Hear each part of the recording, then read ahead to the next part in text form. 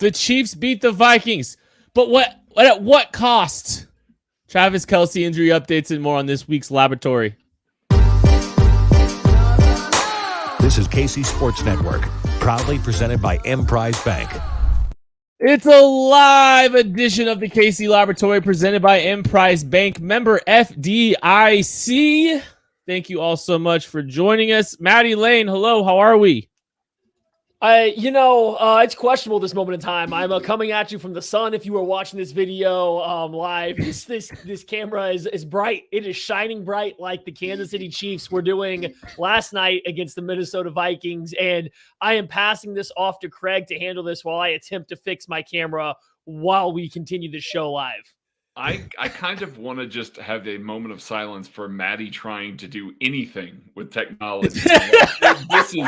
This is dicey. Like, we might end the stream. If I could punch it right now, we would be flying. We might end the stream like a minute and 16 seconds into the thing, as far as we know. So if we drop out, it's because of Maddie. Just wholeheartedly because of Maddie.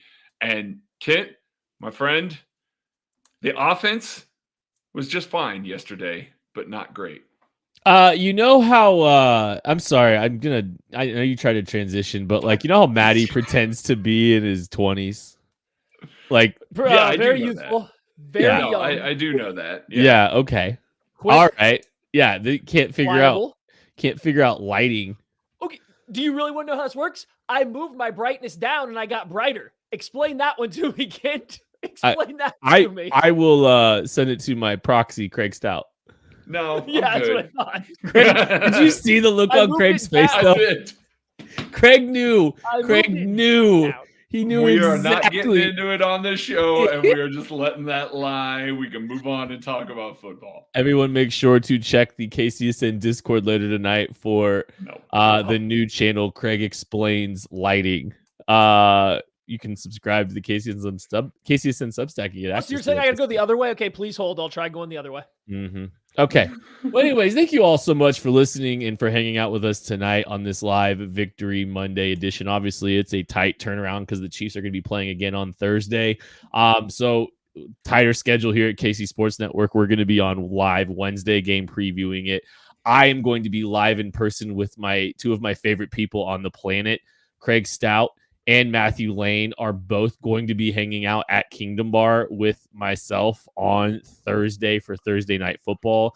I am beside myself with joy that I get to hang out with these two beautiful people. Also appearing will be Tucker D. Franklin, who is very upset that I did not mention him as well. I was going to say, hang on here. Wow, Tuck just caught stray on that one. Well, okay, if I listed all the favorite people that were going to be there with me, I'm talking about the two people that are on the show with me right now. That's all. It's okay. Tucker's listening in the background so he can hear everything. But you are just digging deeper and deeper right now, buddy. I'm fine. I'll stand by it. But anyway, I'm excited to hang out with these two and also Tucker as well. So there. Very excited. I see Tucker. Tucker's not happy with me right now. You guys can't see, but he's not thrilled with me. Obviously tight turnaround, right? So, we're getting news updates as if the Chiefs were practicing today. And I don't think it's any surprise to anyone looking at the condition that Travis Kelce was in midway through that game, pushing through and obviously, fighting through some pain and fighting through some stuff to finish the game out. Travis Kelce with his ankle injury. If the Chiefs were to be practicing today, his injury designation would be a DNP, a did not participate. So obviously we're going to have a lot of questions about that moving forward for that game. And we'll pay attention to that and we'll keep an eye on that more on the Wednesday show. But it does kind of lead us into this, right? I got to watch this game again after, everything. And I mean, Maddie, I know you had some adjustments to your thinking on the 3rd and 18 to Justin Watson. But also just, it was good to see, let's start with the young wide receivers. There's some reason for optimism in the shape of Rashee Rice and in some capacity Justin Ross. There's some context to the Justin Ross conversation. But let's start with Rashee Rice. He continues to be the most efficient Chiefs wide receiver on this team. He doesn't get the most snaps, but from an efficiency standpoint, he is blowing every Chiefs wide receiver out of the water. I obviously it's going to continue to take time, and there's still little mishaps there from a rookie wide receiver. But man, this team really needs this kid on the field more than they have him on at this point, because I mean, good things are happening when Rashee Rice is on the field. I mean, no, absolutely.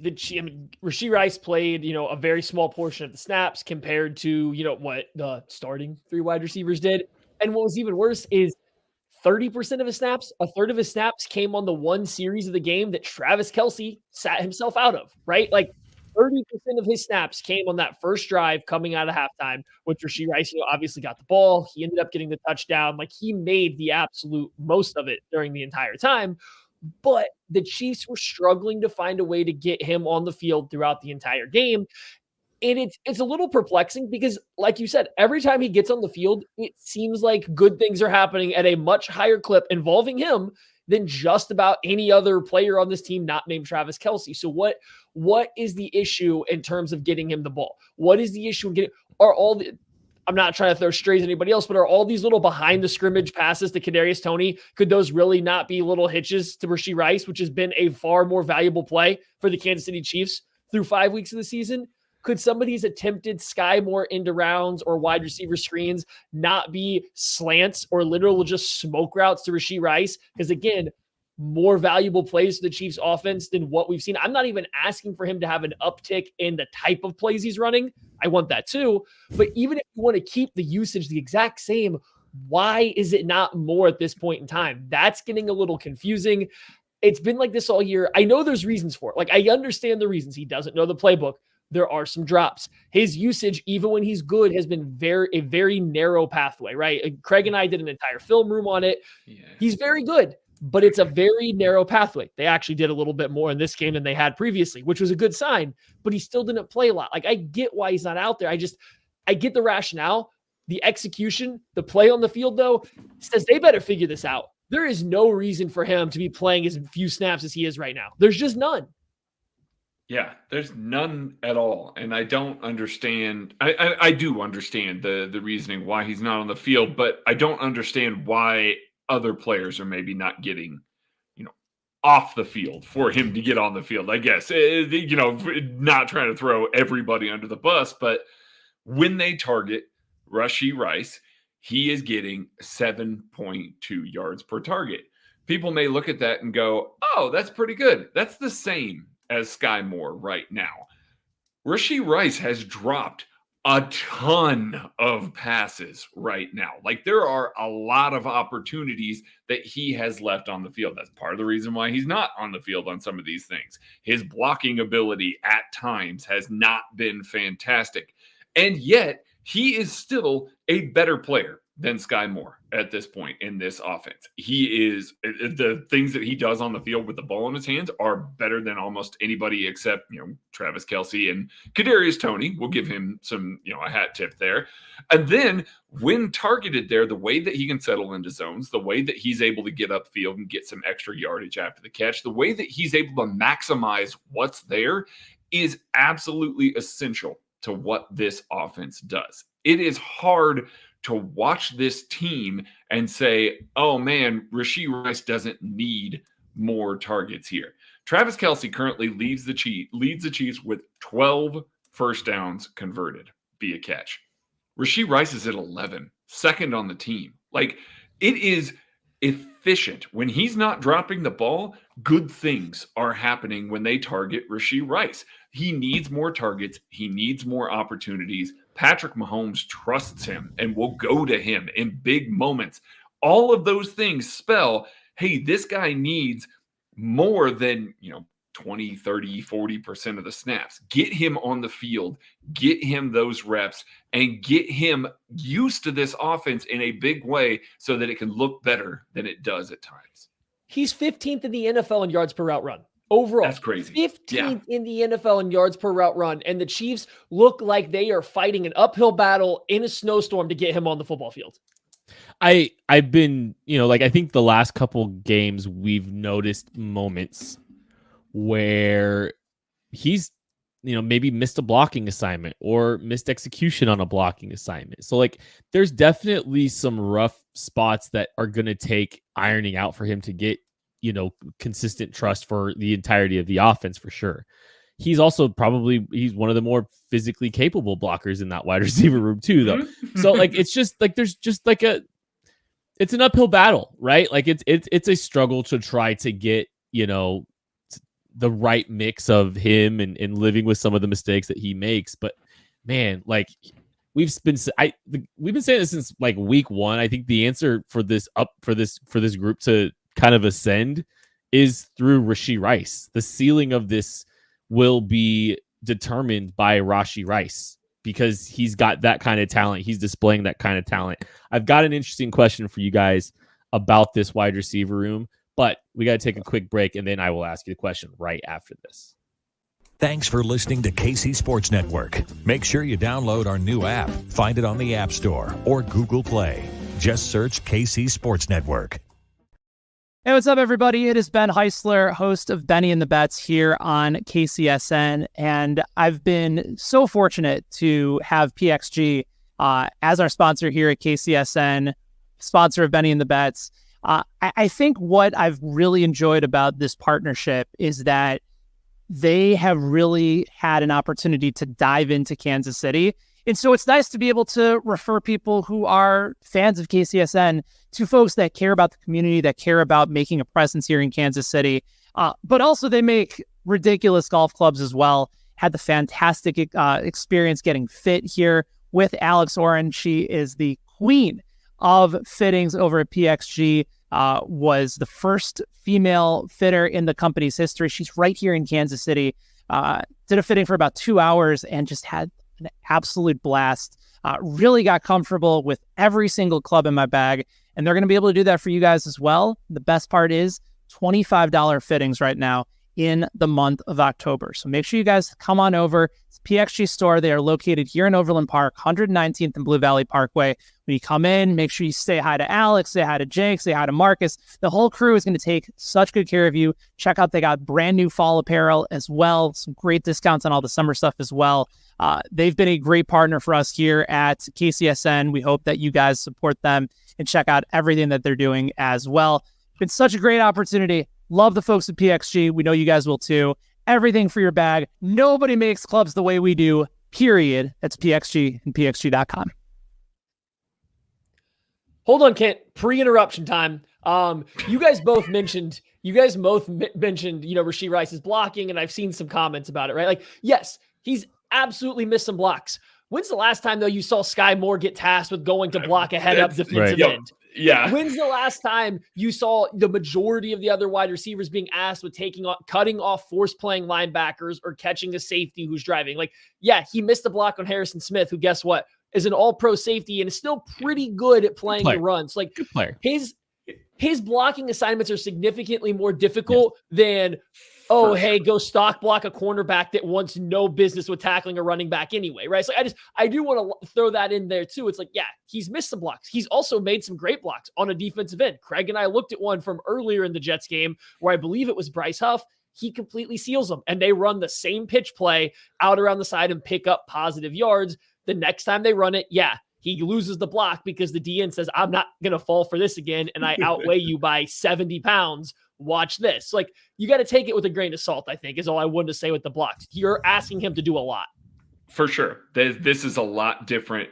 Basically, MVS and Juju Smith-Schuster are the two guys that they ask to block like this. Justin Watson, they don't even ask to block down a defensive ends in the same way that they ask Rashee Rice. Don't even ask Noah Gray to. They don't even ask Noah Gray to. Yeah, no. And when you talk about him on the edge, like one of the things that has been problematic with Sky Moore, especially when you give him some of these manufactured touches on the edge, guess who's just absolutely dominating a corner with a stock block on the outside? It's Rashee Rice. So they do trust him to block a little bit more. It's some of those things that they ask him to do on the inside that he's missing a couple of times. Yes, it's worth acknowledging. He is still a good blocker, though. Yeah, it's just, I think the Chiefs have typically had someone in that mold that's capable of blocking too. And so I think they're trying to get him involved in those ways. And it's been a little bit up and down. And you just wonder if those are the things that are at least, putting things in the back of the head along with probably a litany of other things that rookies go through, especially within an Andy Reid offense. I mean, I was listening to Matt Nagy talk a little bit too earlier today at his press conference, and it was like, he's talking about the complexity of this thing, right? Like the verbiage and all the positions and knowing multiple positions and all that stuff. There's one player that is only learning one position, and we'll talk about him in a second. But I did want to ask you guys, Maddie, I think you mentioned, a little bit more narrow path to success for Rashee Rice. How many receivers on this football team don't have a narrow path to success right now? There is no I guess my argument for more Rashee Rice is also like, okay, cool. You've got a defined role for him. Guess who has a defined role? Literally every single wide receiver on this team does one thing, and some of them aren't even doing it well right now. So I guess I'm just trying to find this all-purpose wide receiver on this football team that isn't just kind of niche right now, because the Chiefs wide receiver is just a whole lot of niche right now. You opened up a can of worms here. Oh no. I agree with you that all of the wide receivers are pretty niche right now, and that is what they're aiming for. The problem is the one guy that plays the position that isn't a niche, narrow pathway is the guy that's probably producing the least, and that's Sky Moore. Moore is the guy that they can't just replace because he's asked to do everything. He is Andy Z wide receiver. Think the majority of what Tyreek Hill does. Then they don't trust Sky Moore to run the deep overs, but he does everything else Tyreek Hill was asked to do. Jeremy Maclin. Think to all these number one wide receivers in an Andy Reid system. That's the position that Sky Moore is playing. He's obviously not having the impact you want to see from that spot, but he is the guy that is supposed to have the broad usage. He is the guy that is supposed to do a little bit of everything, and they're not getting it. The problem is they have nobody to even attempt to step into that role. Yeah. I don't think Rashee Rice is ready to be in that role. I don't think Justin Ross, who I think we're going to talk about in a second, is going to ready to step into that role. Wide receiver one, Justin Watson, isn't that guy. They don't have anyone to play that role. So the problem is the one guy that they need to not have a narrow pathway is the one guy that has to be on the field, and it's Sky Moore. And I understand the pushback. I do, but there's a reason he's playing. It's because nobody else runs that route tree. None of the young guys right now, they don't feel comfortable with either doing it better than Sky Moore, which is hard to believe, or they don't know the playbook at this point in time. So I get what you're saying, and I agree. The problem is just one of the positions they need to do more than that, and it's simply not being done. I don't know if anybody kind of slots in well into that role. No, fully agree with that. And we've seen Andy, maybe use guys to a fault in the past. Like you can think of DeMarcus Robinson, guys getting opportunities over some other guys because they know the playbook. They want a guy that runs those specific set of routes.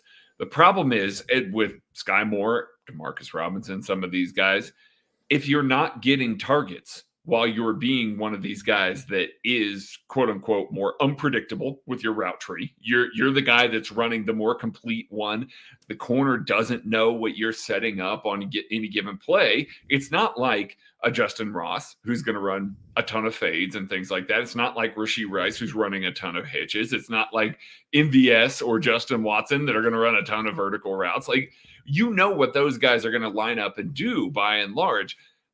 It's more of an indicator than when those guys that the whole defense knows what they're going to be doing. There's not a ton of unpredictability that they bring to their game. There are little caveats that happen here and there. I don't mean to make it sound like those are the only routes they run, but by and large, that's what they run. Meanwhile, the guy that runs the more complete route tree can't get targets, can't get separation, can't find his way into the good graces of Patrick Mahomes as far as a target share goes. So that is startling to me than to sit here and watch all that happen, watch all that go down, because again, he is tailor-made for a big role in this offense. He is tailor-made to be the type of guy that can step into some of those Juju-esque looks that we saw last year. And this offense desperately needs a guy that can do that. And for whatever reason, he's just not getting the targets. He's just not getting that volume. And it's a little bit scary to think that the only guy on the team that can really do that sort of stuff in this offense is the guy that does not get the targets game in and game out. Trade for Juju in 3 weeks. Don't. That knee's gone, man. Just It's $2 million. It's less than that by the time we get to that point. All right, so you want to talk about predictability? Let's talk about the next young receiver. Justin Ross got 6 snaps this week. 9% of the offensive snaps. Guess how many of those snaps were passing plays? 6. All 6, baby. ooh, there we go. Justin Ross. So there is undeniable. I'm writing a full article about the Justin Ross experience this week. And there's a lot of reasons to be excited about what you saw to Justin Ross. Obviously, there's going to be some drops in there too. We can kind of get discussing the full picture. I know there's a lot of people clamoring for Justin Ross to get a bigger role.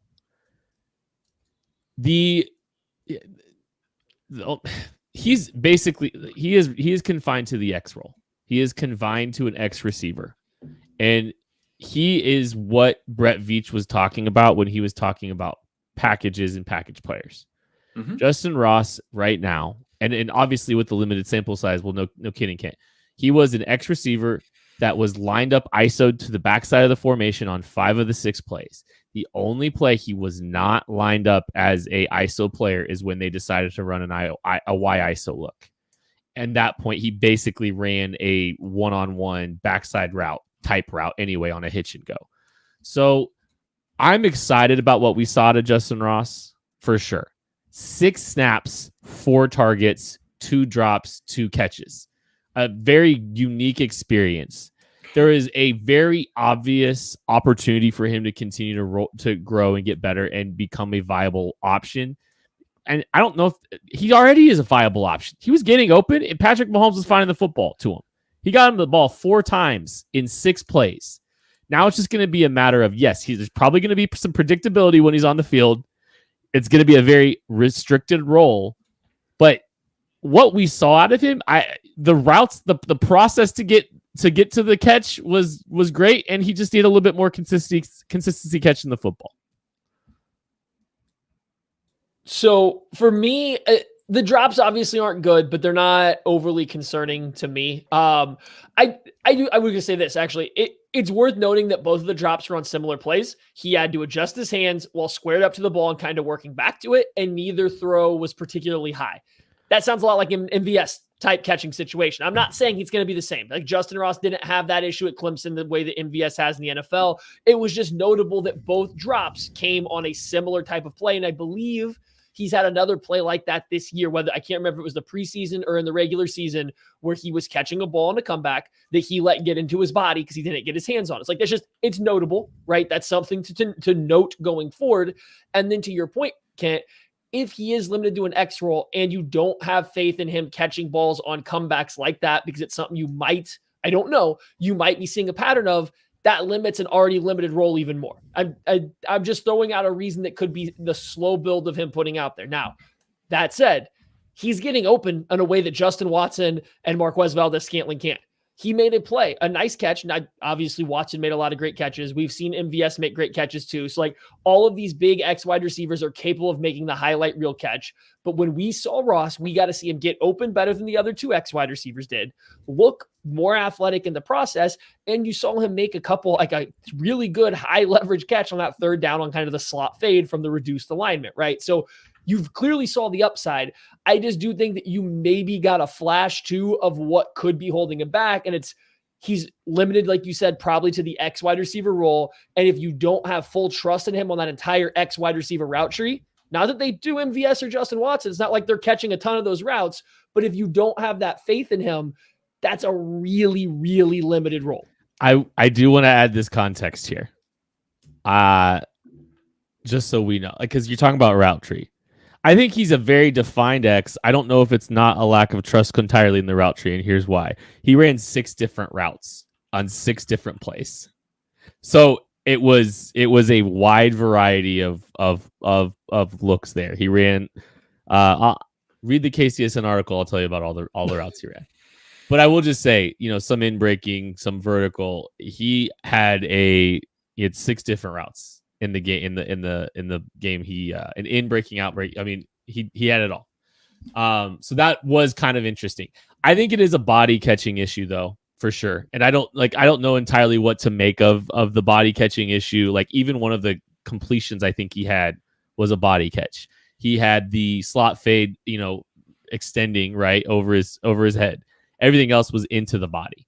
And he was 1 for 3 catching stuff into the body.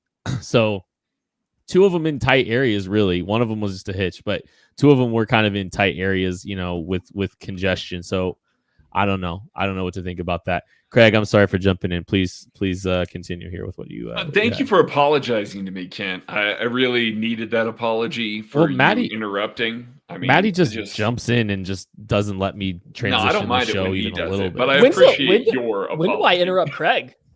It's true. You don't ever do that. No, weird how that works. Justin Ross, I think I even said it in the preseason that this is a guy, if the Chiefs are going to trust Patrick Mahomes and some of these receivers to be more ball winners at the catch point, which they certainly added a bunch of those types of guys this offseason, it can help beat man coverage. I think we all marveled and drooled over that slot fade that Justin Ross ran, and Patrick Mahomes saw basically this man is even with the corner to, maybe slightly leading him. I have an opportunity to let my guy go win the ball. And he did. It was a phenomenal catch, went up and got it. If that's all Justin Ross is to this offense, is the ability to go up and win balls in those types of scenarios, that is a massive boon to this offense because they still don't have guys that can beat man coverage. I know that we've been saying this for a couple years now, basically since Tyreek Hill left this team. They don't have a guy that can consistently beat man coverage.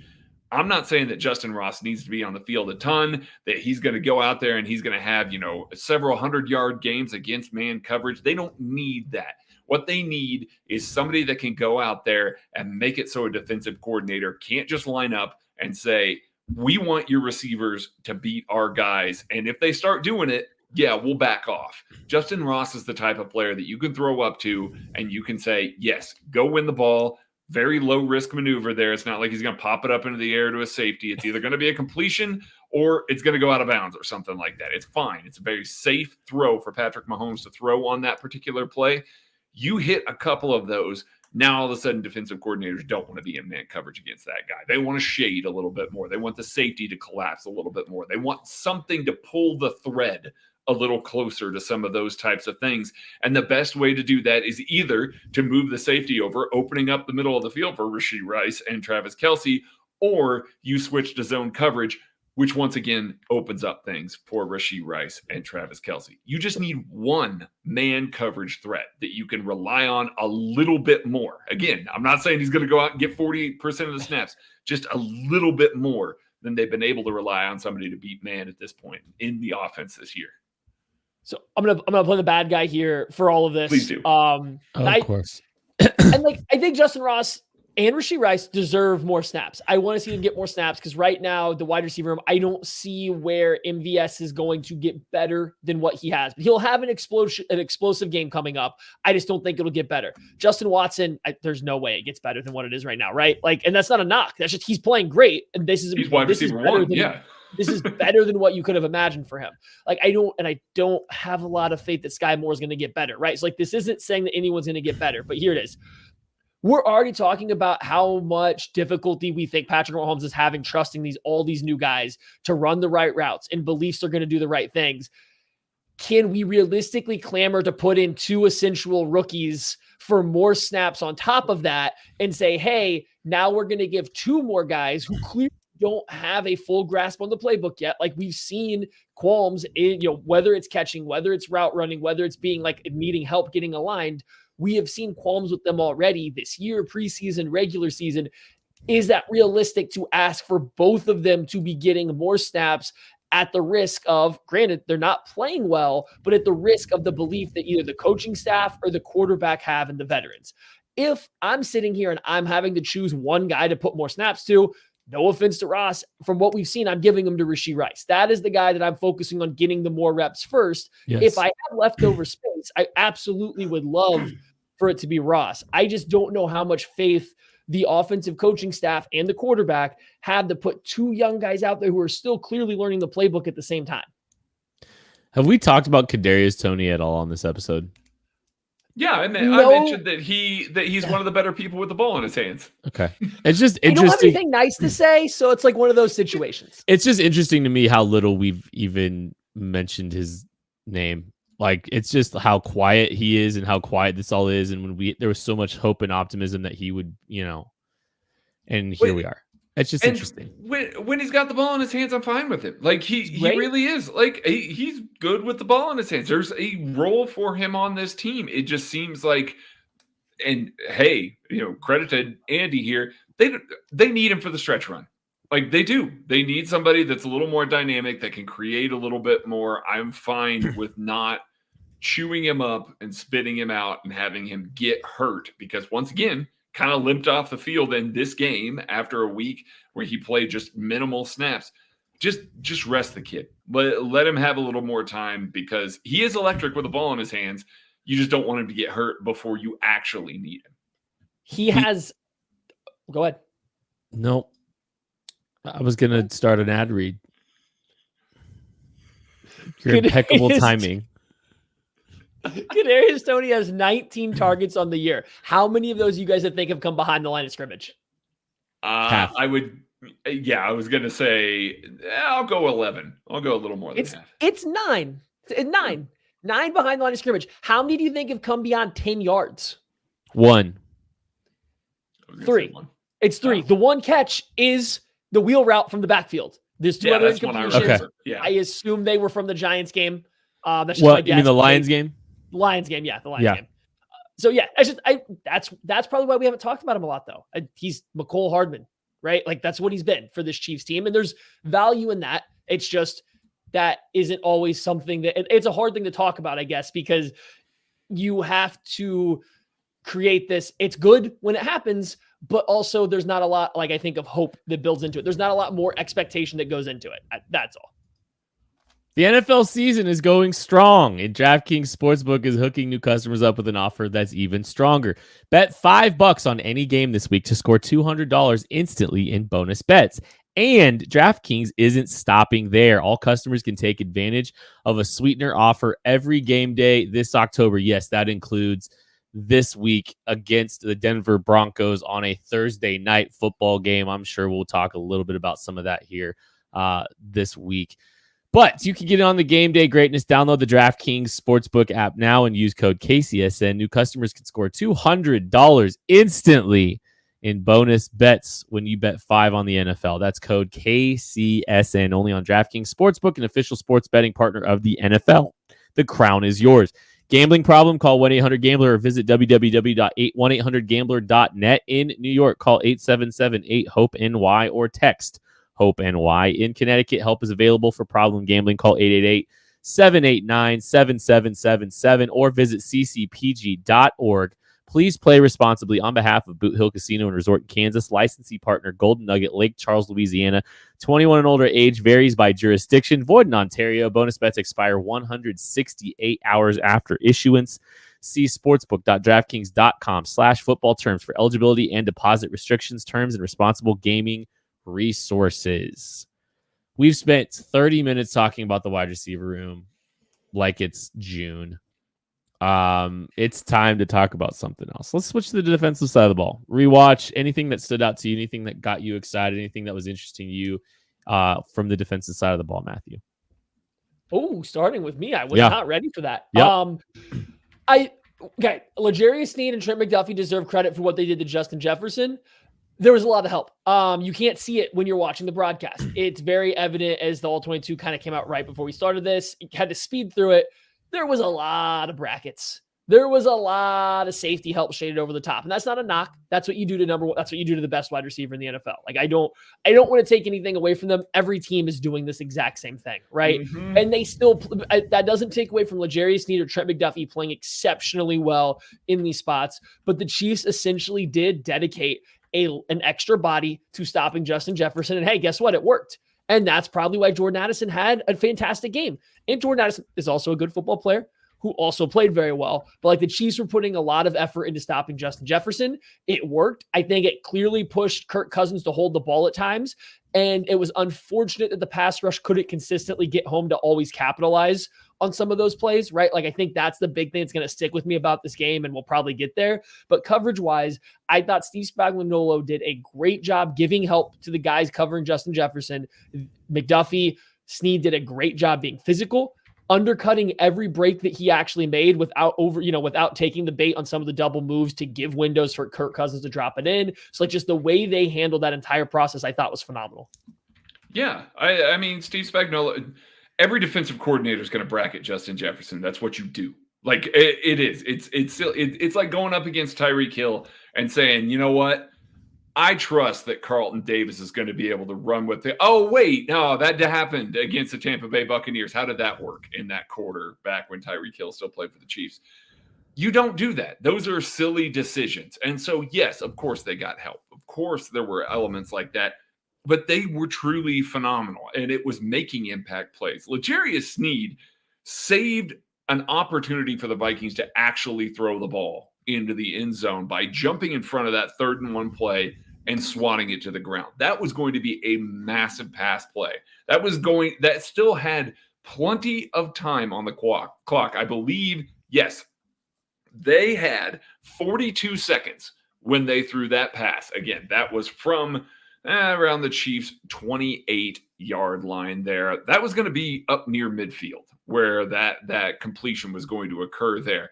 The Vikings had tons of time. Yeah, they didn't have a ton of, timeouts left, but they had tons of time to get up there, clock the ball, throw another short pass, and give themselves an opportunity at a 30-yard pass, something that Kirk Cousins doesn't have to drop back forever on to try and wind up and throw a Hail Mary, allowing Mike Dana to do that. That is all a direct result of L'Jarius Sneed doing that. Just like it's a direct result having Trent McDuffie blitzing time and time again, coming off the, huge on, 3rd and 7 there, forcing an errant pass. Those are the types of plays that are going to stick with me. It's not going to be, at the end of the year, us showing a whole bunch of, oh, look at how they locked up Justin Jefferson. That was terrific. We're going to remember the impact plays. But everything else, has come along for both of these guys this season. I think we were all a little bit worried in the preseason about Trent McDuffie. It's like, okay, what's going to happen with him in his sophomore year? He's been phenomenal, a blue chip player. I think we're all worried, okay, what's going to happen with L'Jarius Sneed? His injuries. He was an impact player for this defense. Can he pick up the coverage a little bit more? He has. He's a blue chip player. This Chiefs secondary has 2 elite cornerbacks on their team right now. And they've got a guy coming that's going to help with the pass rush in Charles Omenihu in the next couple of weeks as well. They are an incomplete, unfinished defense right now. But those 2 playing out of their minds with help on the way, there is plenty of reason to believe that they can lock up some of the offenses that they're about to see, and the pass rush can improve. If both of those things happen, good God, look out. Like, this defense will be really, really scary. I will say I wanted to add one thought I just had watching this game with the Vikings. I thought I'm not dunking on Kirk. I know I've had my commentary on Kirk. Kirk played the most unremarkable Kirk Cousins game ever. Like, it wasn't bad. He didn't put the ball at risk. He didn't make any big throws that wowed you. He just was extremely unremarkable. And honestly, hey, look, that will keep you in a lot of football games if you're the Minnesota Vikings. There was no variance. It was just right down the middle, Kirk Cousins. And he didn't make any throws that just like blew me away. He also didn't make any just ginormous crucial mistakes in that game. And that's just something that was kind of interesting to me. And he, you know what? He did a good job of, hey, look, Justin Jefferson getting some extra attention. Let's go find some other options out there. Craig's ready to go defend Kirk. I do want to say this. How do you take a sack with 5 seconds left? Okay, from the 38-yard line. He turtled up on the sack too. Like, wasn't like he got hit trying to give a ball. You gotta let that shit fly. No, listen, he took a couple shots earlier in that game. Maybe them ribs were hurting. You watch quarterback. I've never seen someone punish themselves more and look like they're getting punished more than Kirk Cousins too. Like that dude, he looks like one of us trying to go just drop back and make some of these throws just getting thrown around. I'm going to defend Kirk Cousins. I thought he played pretty well. It's fine. They couldn't run the ball. Steve Spagnuolo clearly had their pass protection and, their calls, locked up with some of his blitz calls. They were getting free rushers nonstop, and the hot guys weren't actually getting open as a hot guy needed to. So, I thought Kirk Cousins played fine until that last play. Like, I'm with Craig there. That last play, you can't take that sack, and he kind of gave it up. So, like, that part, not great, but I thought Kirk Cousins played pretty well. It was right down the middle, Kirk Cousins. It wasn't anything remarkable. It was just steady Eddie. Getting the ball in the flat when he had to. Forcing his team to tackle when he had to. Just no big-time throws. Anything else on the defensive side of the ball? Craig, you have the floor now. You get to kind of give us any insights that you felt were interesting from the defensive side of the ball. Drew Tranquill is really tough. That sounds like he was in a lot of pain and played 100% of the snaps and needed to, because I think everybody that was in the KCSN Discord had the same thought when he was laying on the turf for a little bit there. It was, oh no, who's the backup linebacker? Mike linebacker. Oh, that's Jack Cochran, maybe Leo Chanel. We didn't get an opportunity to see that. Really tough that out. That was super important. Steve Spagnuolo had nothing but praise for him today, as he should. He really has been phenomenal. This team has been able to take it easy with Nick Bolton and get him as healthy as he needs to be for this team to go further in the offseason. It's fine giving him these opportunities to rest. It's just typically when that happens, there is a significant downturn in play, and there's not been that at all. There are people out there that believe that there is not any sort of downturn between the two players at this point. But yeah, I know. I'm not naming names. I'm just saying there are people out there that truly believe that. These are great problems to have, phenomenal problems to have. And arguably, we haven't seen Charles Omenihu on the field yet. Drew Tranquill right now is leading the clubhouse in offseason moves right now. And it's not even particularly close. He has been the best one this offseason so far. It's been really impressive to watch him work, to watch him operate the defense. When I talk to DJ and Mike about that, they talk all the time about consistency and having that singular voice in the huddle and the ability to recognize, what that person wants, how they want things blocked up front, how they want things on the back end, how you want everything laid out on defense. It is a testament to how quickly and how football smart Drew Tranquill is, that he can step in and essentially say, I'm filling the Nick Bolton role. We're going to operate the same way that we have been, and we're not going to miss a beat while doing so. And that's just been really impressive for me to watch. I know we've been shouting him out lately, but now this is 3 games in a row that he has done that. It is immensely impressive that he's been able to do so. You know what's going to frustrate me? We still exist. We're still here.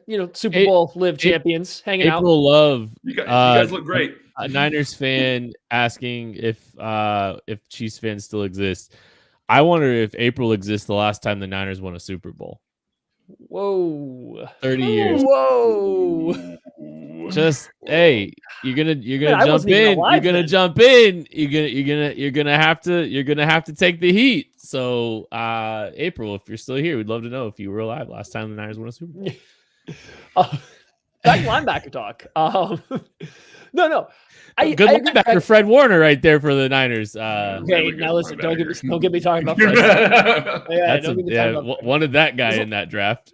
As long as you don't have him, run with like one of the fastest receivers in the NFL on a 40-yard, corner route, like he's chilling. He's pretty good. Okay, Drew Tranquill, very good. Been very good in the placement of Nick Bolton. What I want to see when Nick Bolton comes back, I want to see the two on the field together. I don't want to see Drew Tranquill drift back into being not a part-time player, but a non-full-time player just because Nick Bolton comes back. I get it. Only one linebacker is going to be out there for the dime. It should it should be Drew Tranquill, right? Like it should.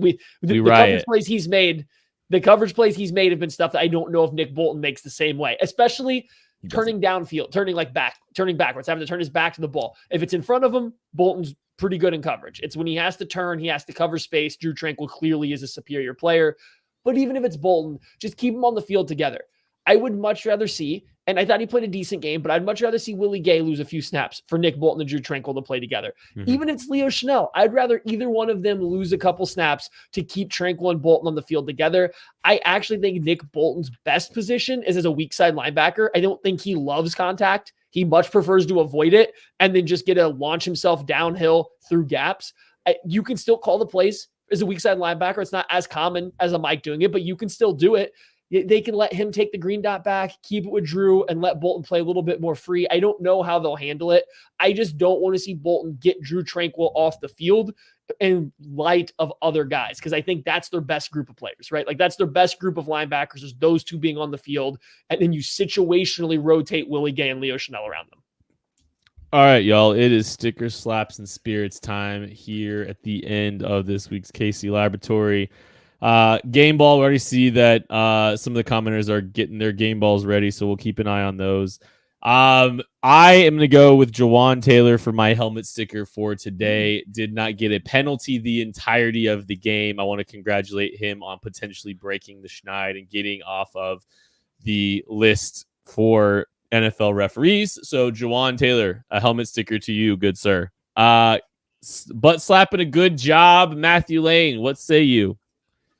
Oh, you caught me off guard. I'm gonna go with let's go with Travis Kelce. It's not all the time where a guy goes down and what he thinks is a very serious injury. And I'm not saying it's not, right? But I think most people are speculating a low ankle sprain, which is the better of the ankle sprain varieties, I guess. But like it looked bad. And he clearly didn't feel great. And even coming out of halftime, he goes up to Coach Reed and says, "Hey, give me a minute. Let me get myself right for this." He keeps himself out of the game, right? But then he comes back in and from that moment on plays better than he did throughout the entire game. That's huge. That's huge. What he did for them in the second half kind of helped secure them to win. He still was the go-to guy. He was looking as good as he did in the first half. We've all said it. Kelce maybe hasn't looked as spry this year as he has in years past. That could be the age. That could be, I don't know, hyperextending his knee a couple weeks ago, right? Who knows? For whatever reason, he hasn't seemed like he has had the same level of juice as he had even just last year. I'll tell you what, he caught that weird, funky sidearm broken play from Patrick Mahomes, and my guy hit a speed that I don't think he hit all year to split those defenders and pick up a first down.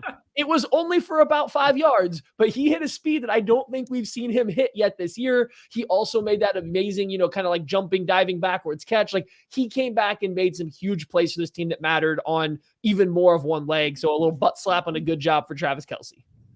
Whole ass bottle of Ben Holiday bourbon to Mike Edwards. Mike Edwards is seeing more snaps for this defense, rotating in for Brian Cook in, not just, dime looks. He's in there in the nickel. He's in there in the base defense as well for entire drives. Steve Spagnuolo, we talked about this, rotates guys in. Guess who has the most passes interfered with on the team? It's Mike Edwards. Like he is tied for that level. He's the only one with an interception. He's got 3 PBUs and he's doing so in limited snaps. He is always around the ball. We saw it once again on yet another play this week where Trent McDuffie had excellent coverage, but Mike Edwards over the top helps close it out and make sure that the receiver doesn't get an opportunity to make a play on the ball. Mike Edwards has really shown up in a big, big, big way. We're going to see him make plays this season, just impact plays regularly, but it's been him as a guy that's out there topping a lot of these routes. As a blitzer, he was terrific as well, made an excellent tackle as well out in the open field. Mike Edwards is by far his best game as a Chief yet, and he's getting more opportunities that he's earned. So a whole ass bottle of bourbon to Mike Edwards for that performance. Run through some of the game ball nominations. Rashee Rice for not dropping the ball. The entire Chiefs secondary. Albert Wilkinson says the game ball goes to April Love. Chiefs Kelce goes with McDuffie. So we got a few of those there. Yeah, let's just go the entire secondary, not just Mike Edwards. We'll go game ball for the entirety of the secondary. They definitely earned it. We're going to be back. Derek Nottie. He made a great tackle on a run play that was probably going to go for a touchdown. It was going to go grabbed the running back. Yeah, that was going to be a huge game. Like, that was going to be a game changer. And Derek Nottie, just like in that Super Bowl victory over April's 49ers, Derek Nottie kind of saves the day yet again.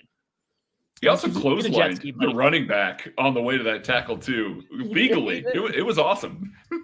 Get himself a jet ski, and he's ready. Justin Mead also just left a super chat for everyone to smash that like button. Yes, you should. Did he just give us a couple bucks to help us promote our channel? Shout out Justin Mead, my man. Appreciate you. That's a butt slapping a good job if I've ever heard of one. That's a sticker slap, a spirit, and a game ball for Justin Mead. Thank you, Justin Mead. It's obviously a tight schedule this week, right? Chiefs play on Thursday night. We're gonna have a live show. Myself, Craig Stout, Maddie Lane, and of course the wonderful, perfect Tucker D. Franklin will all be hanging out at the Kingdom Bar and Grill. Ready to hopefully y'all come hang out with us because we're really excited to be back there. We'll be here on Wednesday as well. I think you're going to get Only Weird Games and KC Laboratory on Wednesday, so get ready for that. You're going to have all those shows there ready to go, and we'll be doing a live post-game show, all three of us, after the game. So that is going to do it for the Monday edition of the KC Laboratory. Thank you all so much for listening. Even Niners fans, we appreciate you. We'll catch you later. Nothing witty, Maddie? Live to 33 years. Oh,